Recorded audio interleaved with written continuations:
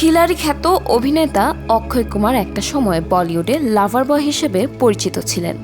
তার প্রেমিকার তালিকাও ছিল অনেক দীর্ঘ। তার ব্যক্তিগত জীবন দেখে তা আন্দাজ পাওয়া যায়।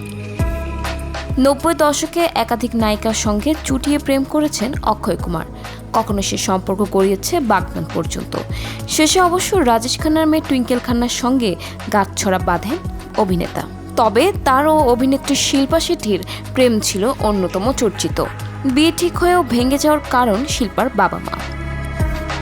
অক্ষয় শিল্পার প্রেম নিয়ে একসময় গুঞ্জন কম হয়নি। তাদের বিয়ে হবে বলে সবকিছু ঠিক হয়ে গিয়েছিল, কিন্তু পরিচালক সুনীল দর্শন বলেন, বিয়ের আগে শিল্পার মা বাবা নাকি বেশ কিছু শর্ত দিয়েছেন অক্ষয় কুমারের সামনে। যদিও শর্তগুলো ঠিক কী কী তা কখনো প্রকাশ্যে আলোচনা করেননি এ তারকা জুটির কেউই।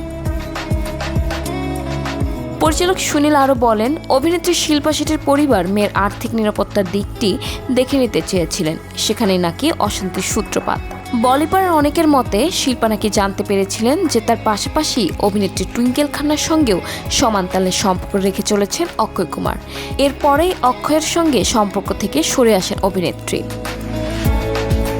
উল্লেখ্য, বর্তমানে অভিনেত্রী টুইঙ্কেল খান্নার সঙ্গে চুটিয়ে সংসার করছেন বলিউডের খিলাড়ি খ্যাত অভিনেতা।